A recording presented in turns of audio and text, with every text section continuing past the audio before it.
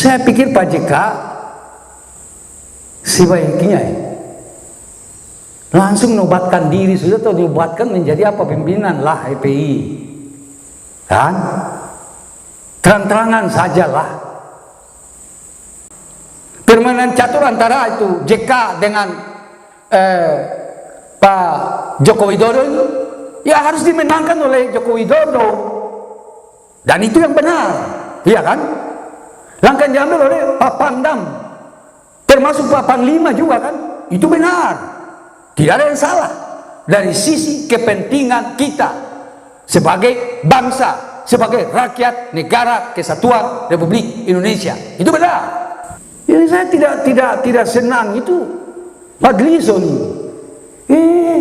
persoalan di Petamburan, tidak bicara tentang persoalan COVID ini bagaimana, iya kan, demi keamanan kebaikan negara, dia langsung lompat ke Papua sini, dia langsung lihat itu. Jadi dia menyamakan begitu saja. Saya mau katakan kepada Anda Pak Fadlizon, Papua ini terlepas dari persoalan OPM itu, Papua ini aman-aman.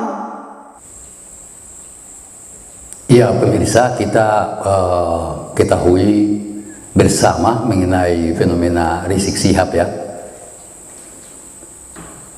Kurang lebih selama 3 tahun beliau berada di Saudi Arabia oleh karena masalah overstay, sehingga harus membayar denda, dan hal ini kan cukup lama ya, sehingga timbul itu kontroversi pemberitaan ya mengenai klarifikasi dari kedutaan besar Indonesia di Saudi Arabia maupun tanggapan dari tanah air, dalam hal ini terutama oleh Menko Polhukam ya, Pak Mahfud MD ya, tidak kurang juga dari KSP itu, maksudnya di Sekretariat Istana sendiri Pak Muldoko. Tapi pada akhirnya Pak Rizik kan bisa pulang ya. Jadi kita sebetulnya sebagai masyarakat yang awam ini tidak tahu apa, tetapi kalau kita mempelajari itu dalam perkembangan berita-berita akhir-akhir ini, maka perkembangan itu sendiri sebetulnya membawa kita ya dalam suatu penelusuran, yang dalam hal ini yaitu kunjungan Pak Yusuf Kalla ya beberapa waktu sebelum kepulangan Pak Rizik Syihab kembali ke Indonesia. Beliau ke Saudi Arabia mungkin dalam kaitan dengan pembangunan Museum Nabi ya, yang awalnya itu di lokasi yang lain dipindahkan ke daerah khusus ibu kota ya, teristimewa di Ancol. Lalu disinyalir juga mungkin ini sebagai apa itu akibat diplomasi atau negosiasi daripada Pak JK, sehingga Rizik Syihab itu bisa lancar-lancar saja ya kepulangannya. Dan kita ketahui bersama bahwa kepulangan Pak Rizik Syihab ini kan disambut dengan antusiasme yang begitu tinggi khusus oleh para pengikutnya, mulai dari bandara ya, iring-iringan kerumunan massa yang cukup besar itu ya terjadi dari bandara sampai ke kediaman beliau. Kemudian ada dinilai ini sebenarnya suatu langkah politis, dan dipaketkan dalam acara itu pernikahan putri beliau, Putri Pak Rizik, kemudian acara apa itu, perayaan Maulid Nabi Muhammad ya. Jadi dinilai ini ya paket politik dan sekaligus tameng ketika ada yang mempersoalkan ya, karena ini kan situasi COVID, ketika ada yang mempersoalkan maka bisa balik ya, dikatakan bahwa mengganggu ya, atau apa itu, mempersoalkan hal-hal yang secara khusus perayaan Nabi ini kan, perayaan Maulid Nabi. Jadi ini paket politik sekaligus sebagai tameng ya. Kalau kita lihat ya, Pak Rizik ini kan sebetulnya kan sudah lama ya beliau ini ya satu hal yang disoroti begitu keras, beliau dan masanya itu kan melanggar protokol kesehatan. Ini bukan hanya kemauan pemerintah Republik Indonesia, tapi kemauan dunia, ya, apa itu, WHO, ya, sehingga semua orang, secara khusus warga negara Republik Indonesia, kan harus taat pada protokol kesehatan. Jangan itu berkerumun, apalagi dengan jumlah yang begitu besar, ya. Lalu dalam kaitan dengan itu, Pak Yusuf Kalla ini mengatakan bahwa ini akibat daripada kekosongan kepemimpinan. Ya, sebagaimana dilansir oleh apa itu, Gelora, ya, ada satu media, saudara bisa telusuri, bisa ketemu itu di internet, gelora.co per tanggal 20 November kemarin-kemarin ini, ya, mengutip perkataan Yusuf Kalla. Maka saya lihat ini ada dua arah, ya, sebagaimana juga sebetulnya sudah dikemukakan oleh media itu. Arah pertama, ya, saya mau katakan arah pertama itu kan ke istana. Dalam hal ini kan yang dimaksudkan dengan kekosongan kepemimpinan, yaitu kepemimpinan siapa lagi? Ya, kekosongan kepemimpinan daripada Presiden Republik Indonesia saat ini, yaitu Bapak Joko Widodo. Kemudian perkataan beliau ini ditujukan juga kepada partai-partai politik, secara khusus partai-partai Islam, dan secara lebih khusus lagi adalah PKS. Dan mari kita kembali, ya, Pak Rizik Sihab, sebagaimana tadi saya katakan, bukan baru sekarang ini kan, beliau dengan para pengikutnya FPI ini kan, ya, secara khusus FPI ini kan sering itu, kita mau katakan demokrasi jalanan, iya kan, melakukan hal-hal yang disoroti, ya, dinilai sebagai tindakan-tindakan yang tidak Pancasilais, iya kan, tidak konstitusional. Bahkan di zaman SBY, yang pada waktu itu wakil presidennya adalah Pak Yusuf Kalla sendiri. Pertanyaannya, adanya fenomena Rizik Sihab pada waktu itu dan Pak JK di istana sebagai wakil presiden, apakah tidak bisa dikatakan sebagai kekosongan kepemimpinan? Apakah karena adanya Pak JK waktu itu sebagai wakil presiden, maka tidak dapat atau tidak boleh dikatakan kekosongan kepemimpinan? Iya kan? Saya pikir mungkin karena Pak JK ini ya dinilai juga ya oleh SBY, beliau ini sebetulnya bagaimana begitu, makanya tidak mau digandeng lagi kan dalam pemilihan presiden periode berikut. Lalu beliau kan capres, iya kan, ya, melawan SBY, capres sebagai lawan juga terhadap SBY, tapi kan beliau kalah. Kemudian beliau apa itu digandeng oleh Pak Joko Widodo, lalu tembus, akhirnya beliau pun menjadi wakil presiden. Dan saya kira di zaman pemerintahan periode yang lalu itu, di mana Pak JK sendiri sebagai wakil presiden, juga mungkin ada fenomena Rizik Sihab kan. Jadi mungkin karena Pak JK adalah wakil presiden sehingga tidak dapat atau tidak boleh mengatakan bahwa terjadi kekosongan kepemimpinan. Iya kan? Kenapa sampai Pak Jokowi tidak mau lagi gandeng beliau? Ini satu pertanyaan. Ya, alasannya karena beliau kan kalau begitu kan sudah 3 kali ya menjabat. Kalau tembus lah misalnya digandeng dan tembus, beliau kan 3 kali. Lalu kan pernah 3 kali wakil presiden nantinya kan. Lalu kan pernah mengajukan apa itu, keberatan atau apa, uji undang-undang kah, materi di Mahkamah Konstitusi, tapi kan kalah ya. Jadi beliau kan tidak bisa lagi digandeng menjadi wakil presiden.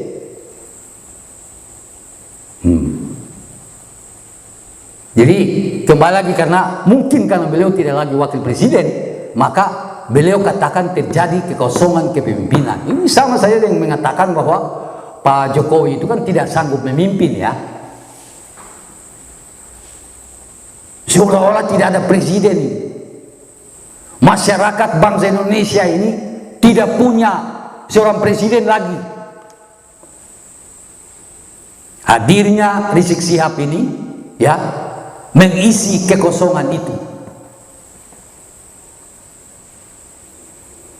Saya kembali lagi, mungkin saja Pak Jokowi tidak mau gandeng beliau karena ada gitu, dan kita bisa melihat itu ya, bukan sesuatu yang secara langsung. Misalnya dalam pemilihan kepala daerah gubernur ya DKI lalu, waktu Pak Ahok ya dengan Pak Anies Baswedan ya, secara khusus ya, Pak Agus Yudhoyono juga kan, tapi yang berat ini, saingan berat ini kan Pak Ahok dan Pak Anies Baswedan ya.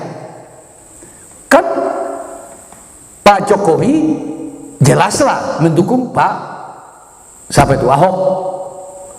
Tapi jelas pula Pak JK ini kan mendukung Anies Baswedan.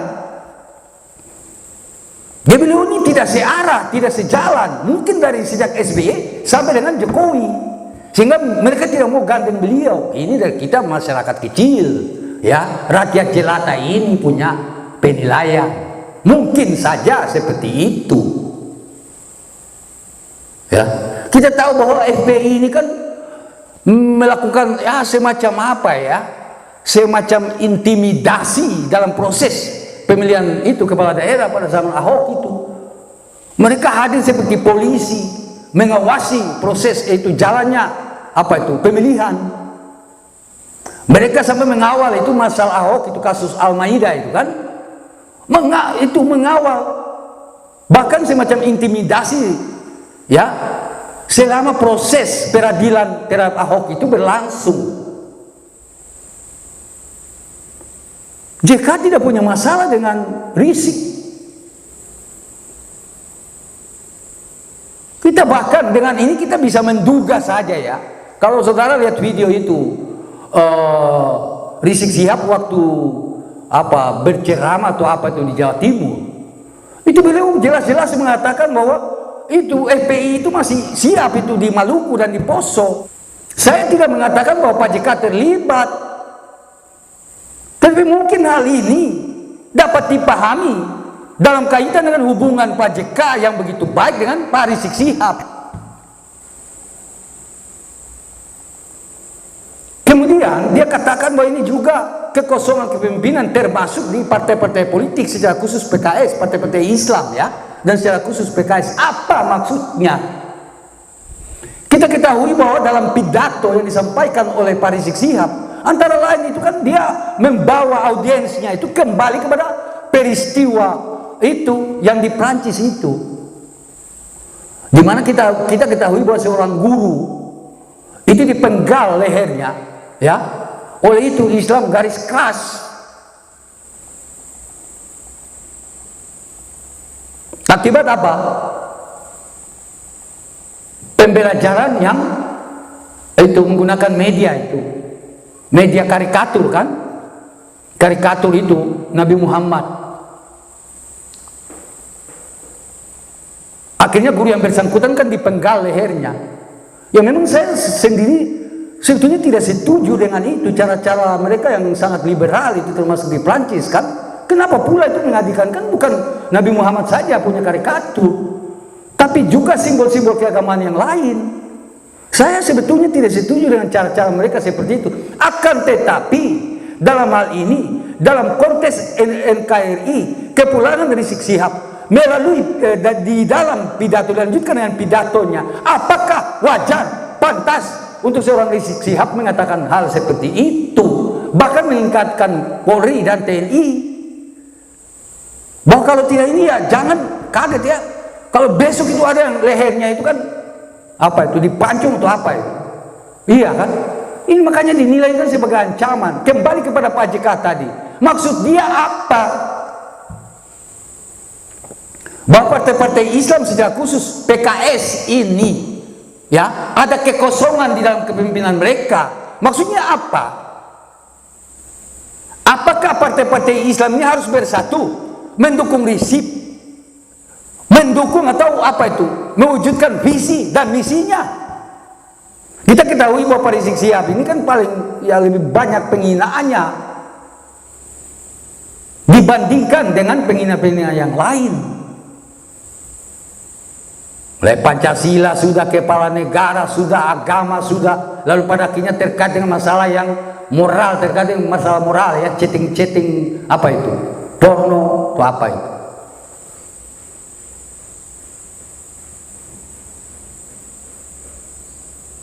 Saya pikir Pak JK sebaiknya langsung nobatkan diri sudah, atau nobatkan menjadi apa, pimpinan lah FPI. Kan terang-terangan sajalah.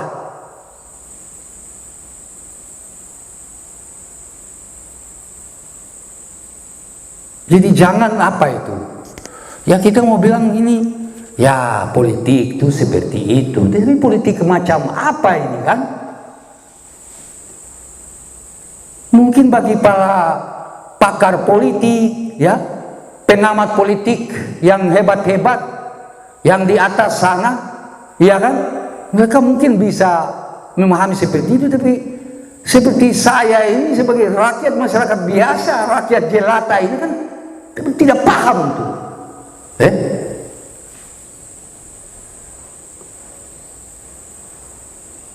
Yaitu terkait Pak JK. Kemudian Pak Refli Harun sama Rocky Gerung ini, yang satu ahli hukum tata negara dan yang lain Rocky Gerung ini kan pengamat politik, seorang apa, ahli filsafat ya, lain pengamat politik. Seolah-olah itu tindakan Pangdam Jaya ya, menurunkan itu baliho-baliho atau spanduk-spanduk daripada Rizik Sihab itu sebagai sesuatu yang ya katakan seperti kontraproduktif. Pangdam Jaya kan mengatakan terang-terangan bahwa dia yang perintahkan kan. Setelah orang bertanya-tanya ini sebetulnya perintah siapa, beliau kan katakan bahwa beliau yang memerintahkan. Lalu itu ahli hukum tata negara dan pengamat politik ini mulai mengatakan bahwa apa ini Pangdam Jaya ini ya seolah-olah ini kan berlebihan. Kan ada polisi, ada Satpol PP. Tapi kan itu Pangdam Jaya mengatakan apa? Sudah diturunkan berulang kali oleh Satpol PP, dinaikkan kembali.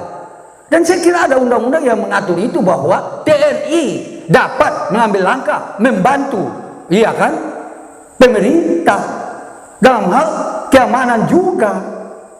Mungkin mereka terlalu melihat bahwa tugas TNI ini menyangkut teritorial, sehingga tidak boleh mencampuri urusan-urusan yang ranahnya polisi atau Satpol PP. Akan tetapi namanya TNI ini kan mereka punya kajian tersendiri. Ini sudah mengancam sebetulnya. Covid ini kan sebuah ancaman, iya kan? Rizik Sihab dengan masanya seperti itu kan mengancam sebetulnya. Mereka menyusahkan diri sendiri apabila diserang itu Covid, ya kan? Berarti kan mengancam apa, bangsa, ya, mengancam masyarakat Indonesia sendiri, karena mereka kan warga negara Republik Indonesia. Lalu itu seperti pengamat militer Koni itu, Ibu Koni itu kan beliau jelas mengatakan itu kan ada aturannya juga, sehingga Pangdam bisa mengambil langkah seperti itu. Tidak sembarangan. Ini sudah ancaman bahkan internal ini. Sampai TNI sudah ambil langkah begitu, mungkin dilihat sebagai proses penghancuran dari dalam.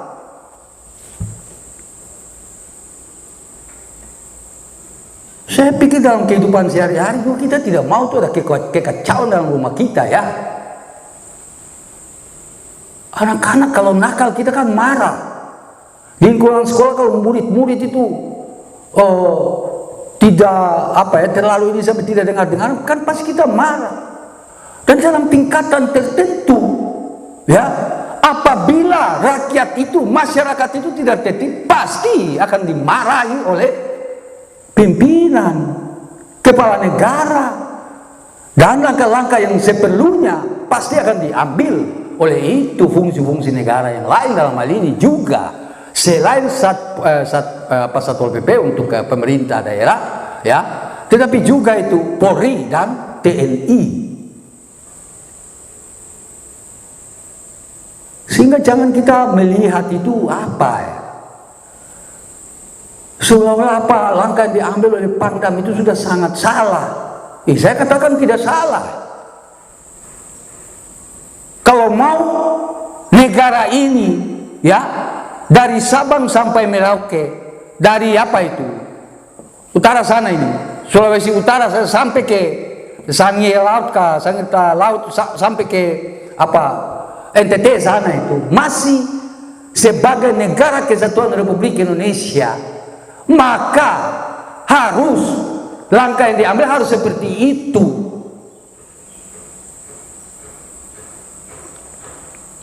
Permainan catur antara itu JK dengan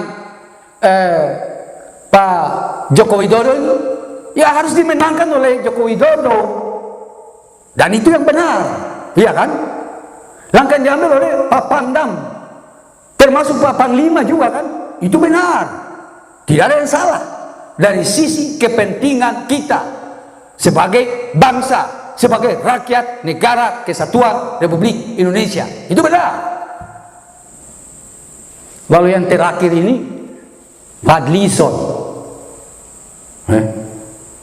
apa hubungannya persoalan di Petamburan itu dengan OPM di Papua? Ya, dilihat dari sisi masalah sebagai sebuah problem di dalam negara ini kan berbeda. Dari segi ruang dan waktu juga kan tidak ada kaitannya, iya kan? Dia katakan juga tuh di apa itu media yang tadi saya sebutkan, bahwa urusan Kopassus itu kan ya sebaiknya itu kan tupas itu OPM itu di Papua sana kan, bukan persoalan di Petamburan.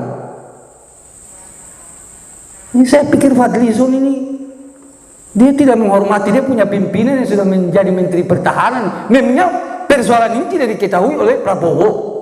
Pasti diketahui lah. Apa dianggap Prabowo itu bodoh? Iya kan? Janganlah kaitkan Papua dengan itu persoalan di apa itu Petamburan apa sana itu. Tidak ada kaitan dari segi kejadian peristiwa itu maupun ruang dan waktunya itu berbeda. Dan lebih daripada itu, ini kan TNI sudah tahu. Dia tahu apa yang dia lakukan, iya kan? Jadi saya tidak senang itu Fadlizon ini. Persoalan di Petamburan tidak bicara tentang persoalan COVID ini bagaimana, iya kan? Demi keamanan kebaikan negara, dia langsung lompat ke Papua sini.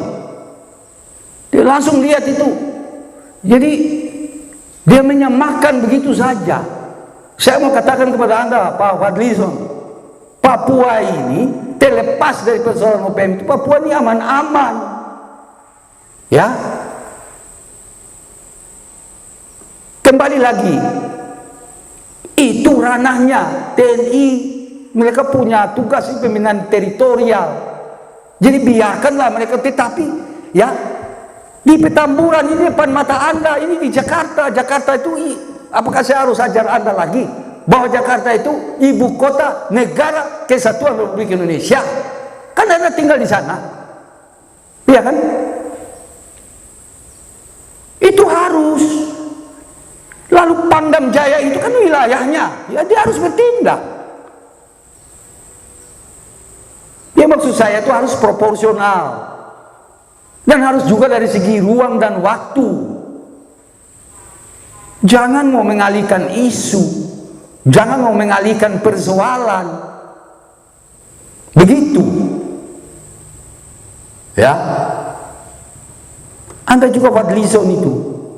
Sebaiknya turun saja menjadi anggota FPI atau nobatkan diri lagi menjadi pimpinan FPI itu.